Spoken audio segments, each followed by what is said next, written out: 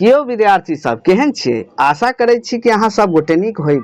जो अहाँ सब हमर चैनल पीके सर मैथिली पर नव छी तऽ लाइक सब्सक्राइब और शेयर जरूर करब, जाहि से अगला वीडियो बनेबाक लेल हमरा ऊर्जा भेटै।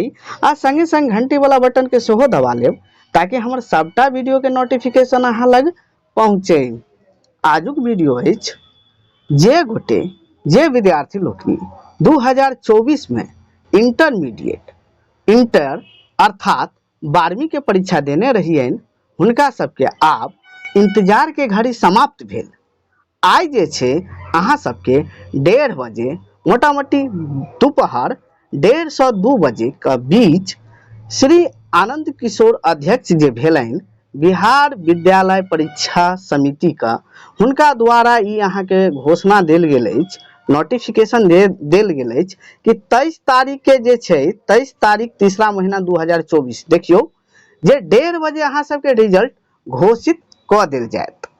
जो अहाँ सब सबसे पहिने रिजल्ट देखऽ चाहे छी तो डिस्क्रिप्शन में रोल नंबर रोल कोड हमरा पठाबू, हम जे छै रिजल्ट देख क अहाँ सबके मैसेज क देब।